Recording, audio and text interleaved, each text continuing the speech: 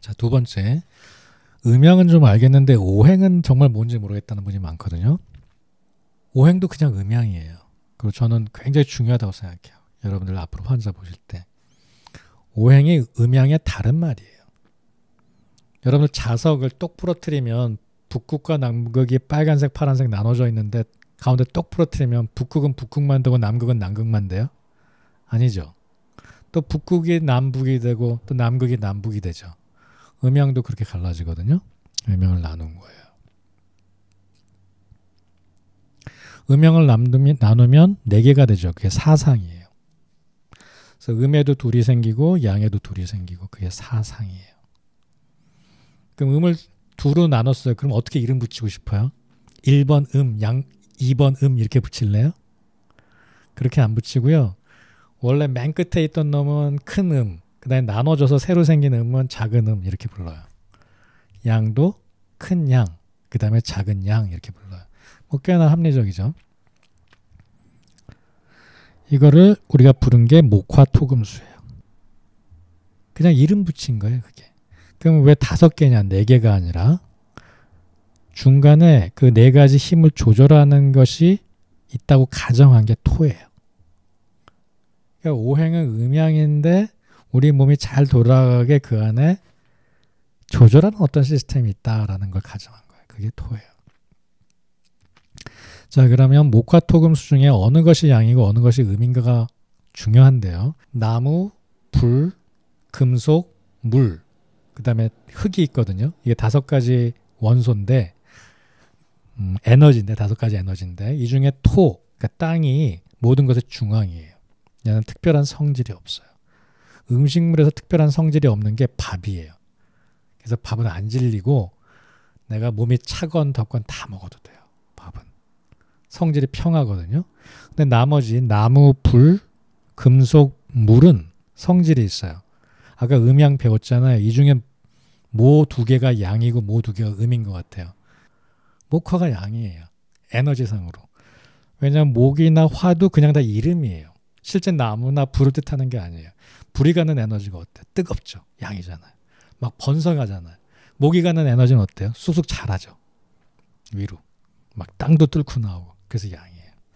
금속은 엄청 빨라요. 그래요? 금속은 빠르지도 않고요. 어디 산속에 조용히 숨어 있어요. 손대면 어때요? 늘 차가워요. 그래서 음이에요. 물은 올라가요, 내려가요? 늘 내려가죠. 가만히 있으면. 그래서 음이에요. 불은 늘 올라가요. 그래서 양이에요. 그래서 2가지 속성, 나무와 불이 양이 되고 2가지 속성, 물과 금속이 음이 되는 거예요.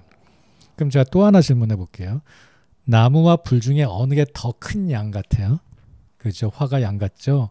그 다음에 물과 금속 중에 어느 게 더 큰 음 같아요? 물이 더 큰 음이라고요. 여러분 다 아는 거예요, 이게. 근데 여러분들은 이미 머릿속에 목화토금수가 들어있는 거예요. 이 이미지가. 토는 가운데서 조절하는 기운이고, 근데 왜 나무라고 이름을 붙였느냐? 나무는 진짜 나무가 아니라 나무의 에너지를 뜻하는 거예요. 나무가 새싹이 돋고 잎이 퍼져나가는 모습을 목이라고 한 거예요. 봄철에 새싹이 쑥쑥 자라는 거, 만물이 시작되는 거, 스프링이 튀어오르는 것을 목이라고 해요. 목. 화는 뭔가 융성해지는 거예요. 나무가 이제 봄철에 자라가지고 여름에 잎이 무성해지는 게 화예요. 불꽃이. 자라는 걸로 치면 쭉쭉 자라나가지고 어린이로 치면 아기 때는 모기고요. 모기가 아니라 모기예요. 목이고요. 사춘기 때는 화예요. 막 더 자라는 거. 그 다음에 최고로 융성해지는 거죠. 화가. 금은 늙어가는 거예요. 가을이 금이에요. 금속이고요. 수는 이제 죽는 거예요. 제자리로 돌아가는 거예요. 땅속으로 들어가는 거예요. 고요한 휴식이에요. 물과 금속은 아주 차갑죠. 남쪽은 따뜻하죠. 그래서 화고요. 북쪽은 수예요. 내가 몸이 찬데 북향집이 싸다고 북향집에 살면 안 돼요. 병나요. 이게 풍수질이고 미신이 아니고요. 그냥 추워서 그런 거예요. 기운이. 내가 몸이 차면 남양집에 살아야 돼요. 근데 내가 미국 사람들처럼 뜨거운데 막 위에 창문인 천장에 햇빛 들어오는 거 있고 그러면 못 살아요. 그래서 그늘집 살아도 돼요. 음양이 어떻게 우리한테 있는지 알겠죠. 그냥 북쪽은 수가 되는 거예요. 그러면 동과 서도 이해가죠. 해 뜨는 쪽이 양일게요? 겠어요? 아니면 해 지는 쪽이 양이겠어요? 해 뜨는 쪽이 양이겠죠. 그래서 동이 작은 양이 되는 거예요. 그리고 서가 작은 음이 되는 거예요. 그래서 동쪽은 양 중에 목이 되고요. 목은 그래서 좀 뭔가 늘 시작하는 느낌이 있죠. 그래서 저는 절기 중에 기독교 절기 이스터가 딱 목이라고 생각해요. 이스터라는 말 자체가 스프링처럼 튀어오르는. 서쪽은 점으니까 음이고 금이에요. 이런 식으로 오행은 음과 양의 그냥 다른 모습이다. 결국 오행이 음양이다. 이렇게 하면 더 쉽죠. 네. 장부에서는 간장이 나무 기운을 가졌다라고 해요. 그리고 심장이 불의 기운을 가졌다고 봐요. 이거는 좀 이해가 안 가죠. 간이 왜 나물까? 심장은 왜 불일까? 이건 그냥 외우세요. 왜 간이 나물까? 간이란 게 뭔데 왜 이렇게 넘어가는 뻗어나가는 기운을 가졌을까? 나도 모르겠어요. 근데 제가 일 수업할 때 좀 자세히 얘기했는데 그걸 다 할 시간은 없는데요. 한마디로 표현하자면 간을 나무라고 표현한 게 아니라요. 나무의 속성을 간이라고 부른 거예요. 거꾸로. 그래서 목이라는 에너지가 중요하지 간이라는 이름은 중요하지가 않아요. 근데 일단 한의대에서는 이 시스템으로 배우거든요. 간장이 나무다. 심장이 불이다. 콩팥은 물이다. 폐는 금이다. 라고 외우세요. 그럼 나는 도저히 모르겠다. 난 이걸 받아들일 수가 없다. 그런 사람들이 되게 많았어요. 옛날에. 그래서 관자라는 책에는 비장이 나무다 그랬고요. 간이 불이다 그랬어요. 여시춘추. 좀 아시는 분은 아시죠? 여시춘추에는 폐가 불이다 그랬고요. 회남자, 독여서적이죠. 또 렁이 불이라 그랬어요. 그러니까 이거는 다 쓸데없는 얘기예요. 그러니까 중요한 거는 나무라는 에너지예요. 우리 몸속에서 나무의 에너지를 갖는 것을 간이라고 부른 거예요. 그래서 여러분들이 간이 안 좋아요 라고 환자가 말하면 그게 한방의 간인지 양방의 간인지 둘 다 완전히 다른 얘기를 하는 거예요. 한방에서 간이 안 좋다라는 건 내 몸속에 목 기운이 안 좋다는 얘기예요. 여러분들 오른쪽에 붙어있는 그 핏덩어리 간이 아니라. 근데 이걸 좀 이해하는 게 힘들죠? 지금은 그러니까 외워버리세요. 왜라고 묻기보다는 그냥 일단 외우세요. 외우시고 이게 어떻게 연관되는지는 차차 생각해 보세요. 그러면 목, 화, 토, 금수가 각각 간신, 비패, 신에 해당했어요. 이는 해부학적인 장기와도 관련이 있지만 본질적으로는 오행이 상징하는 에너지를 의미합니다. 야, 좀 말이 어렵죠. 이걸 쉽게 설명하려고 해도 폐장은 단순히 호흡을 하는 양쪽 폐를 가리키는 것이 아니라 호흡을 하는 기능하는 걸 다 폐라고 부르기로 한 거예요. 우리는. 야, 폐라는 것의 기능이 훨씬 중요해요. 우리가 한의학은 기능을 중시하고 서양의학은 구조를 중시한다. 뭐 이런 얘기를 많이 해요. 서로 장단점이 있습니다. 그래서 한의학에서 관심은 오로지 기능에 있어요. 그래서 먼저 목의 기능을 규정하는 거예요. 목의 기능. 그 우리 몸에서 목의 기능을 하는 걸 다 간이라고 부르는 거예요. 그냥 부르자 이렇게 된 거예요. 우리 몸에서 목의 기능은 모두 간이라고 하죠. 되게 웃기죠. 이거 바보들 아니에요? 뭐 이런 생각이 좀 들 수도 있어요. 바보들 아니에요? 그래서 폐장은 단순히 우리 여기 있는 양쪽 가슴에 있는 폐가 아니라 기도, 횡곡막, 뭐 폐도 들어가고 면역 기능, 여기 흉선, 목 뒤에 있는 아데노이드, 턴실, 편도선 다 들어가는 개념이에요. 장단점 있는 게 서양의학에서는 어디 병이 있는지를 모르면 치료를 못 하잖아요. 아예 뭘 할지 모르잖아요. 근데 한방에서는 구조를 가지고 얘기하는 게 아니라 기능을 갖고 얘기하니까 나타나는 증을 보고 치료할 이 리즈닝, 시스템에 맞춰서 방법을 세울 수가 있어요. 다르죠. 신장이라는 장부 역시 수라는 에너지를 뜻하는 거예요. 그래서 물을 버리는 거, 생식기 나가는 거, 아기 낳는 거 이런 게 다 수에 해당하는 거예요. 그래서 신장은 등 뒤에 있는 그 주먹만한 두 개가 아니라 자궁도 신장에 해당하는 거예요. 그럼 우리 뇌는 옛날에 몰랐잖아요. 그럼 현대는 뇌가 있으니까 도대체 너네들은 지금까지 뇌를 안 치료했니? 그런 생각이 나거든요. 허준 선생님은 그럼 뇌에서 문제 생기는 치매나 이런 거 어떻게 치료했을까? 이런 생각이 들죠. 이게 하나도 모순되는 게 아니고요. 허준 선생님은 기능으로 보고 시작한 거예요. 그러면 각각의 기능을 먼저 한번 살펴볼게요. 기능을 한번 정리해 볼게요. 간은 혈을 저장하고 정신활동 중 용맹함, 결단, 추진력을 주관하고 근육, 운동, 운동하는 근육, 뭐 힘쓰는 근육, 텐던 이거와 관련 있는 것을 다 목의 기운이라고 생각했어요. 그래서 간이라고 부르기로 한 거예요. 그래서 실제 병원에서 우리 남편이 간염이래요 하고 한의사가 내가 진찰을 해보잖아요. 그러면 나는 간에 관한 약을 쓰는 게 아니라 소화기에 관한 약을 쓸 때가 되게 많아요. 소화기에 관한 약을. 왜냐하면 증상들이 다 소화기 증상이거든요. 간으로 나타나는 구역질 나고 미식미식하고 소화 안 되고 난 소화기 약을 쓰는 거예요. 그럼 난 진단에도 위장에 습열이 있다 이렇게 쓰는 거예요. 토의 기운의 문제라고 쓰는 거예요. 치료약도 간이 아니라 난 토를 하는 거예요. 그런 일 너무너무 많고요. 또 마찬가지로 정신과도 한방에서 하나요? 한방에는 뇌가 없잖아요. 우리 저희 할머니는 뇌가 축소되고 뇌 안에 조그맣게 피들이 막혀가지고 기능을 안 한대요. 이렇게 얘기하면 이거를 구조로 보면은 한방에서 할 일이 하나도 없죠. 근데 어디에 해당하는지 봐요. 간에도 해당하고요. 정신활동이. 심장에도 해당해요. 정신활동 중 전체를 통솔해요. 심장은. 혈액순환을 담당해요.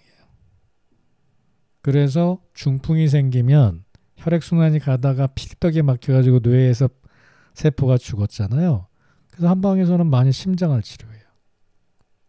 도대체 중풍은 뇌질환인데 왜 얘네들은 이렇게 무식한가? 심장을 치료하는 게? 한방에서 말하는 심장에는 뇌의 일부가 들어가 있는 거예요. 그러니까 우리는 기능으로 정의를 한 거지 간신비폐신이 구조로 정의한 게 아니다라는 사실 꼭 염두에 두세요. 그래서 옛날에는 저 학교 다닐 때는 이런 말을 많이 썼어요. 간 기능 개, 심 기능 개. 그 개는 뭐를 뜻해요? 계통, 시스템을 뜻하는 거예요. 그 다음에 비장은 소화 기능을 뜻해요. 그래서 똑같이 비슷한데 살찌고 빠지고 하는 걸 주관해요. 그래서 잘 먹고 못 먹고 살찌고 빠지고. 그래서 후천적인, 나중에 먹어서 태어난 살찐 거 말고 에너지 공급.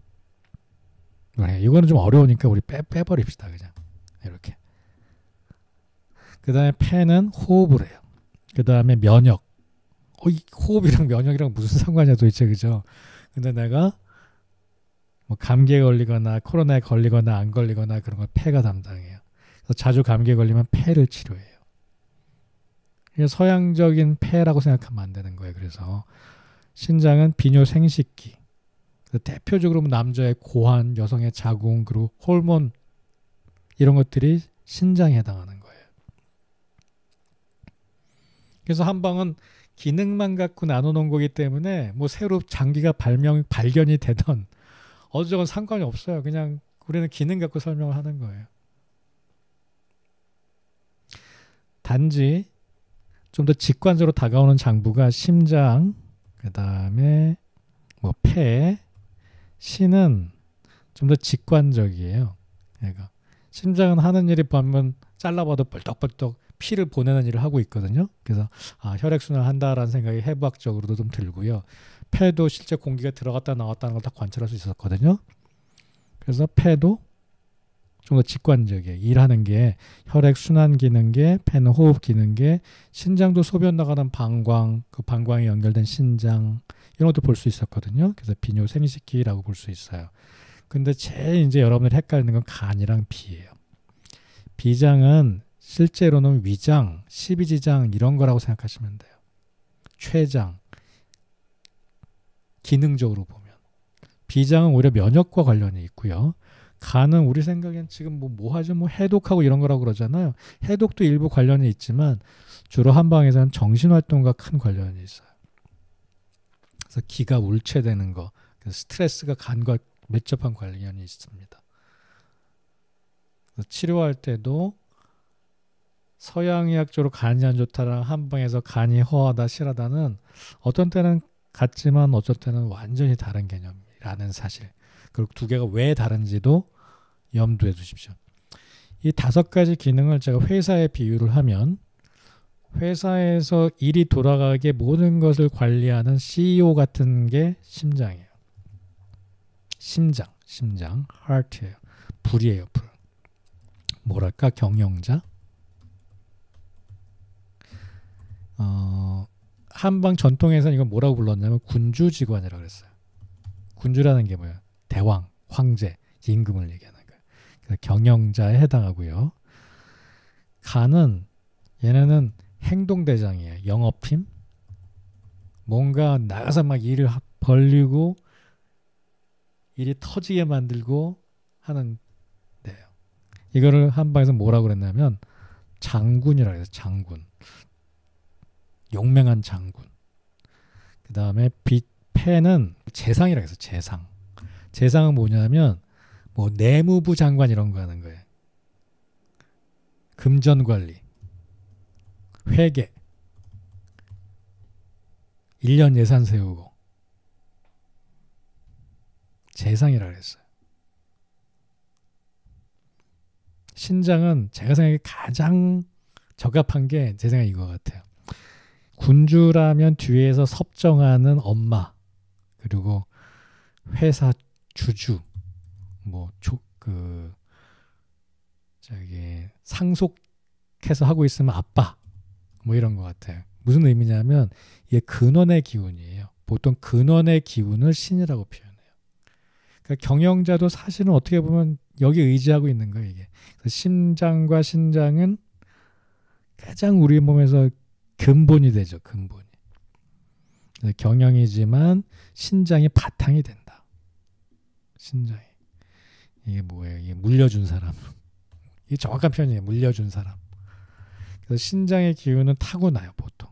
그래서 나중에 보하기가 참 어려워요. 한번 망가지면. 선천적인 그런 에너지예요. 좀 느낌이 오나요? 그럼 B는 뭐냐? B는 도대체. 얘는 이 일들이랑 상관이 없어요. 얘는 감사팀. 회사 내에 있지만 회사 전체를 다 좌지우지할 수 있는 감사팀. 뭐 이런 정도의 느낌이라고 생각하세요. 여러분이 다른 비유가 좋으면 다르게 만들어도 되고요. 이건 그냥 한 면, 그 기능을 얘기한 거예요. 그래서 기능은 뭐 사실 딱 하나로 꼬집어 말할 수가 없고요. 결국은 간이 상징하는 기운을 여러 가지로 배운 게 우리 오장 장상론이에요. 또 심이 상징하는 불의 장부의 기운을 잔뜩 배운 게 장상론이에요. 그 이번 학기에는 이걸 배우는 거예요. 간이 병들면 어떤 일이 벌어나는가? 간의 기운이 망가지면. 우리 몸에 불의 기운이 망가지면 어떤 일이 벌어지는가? 기대하세요.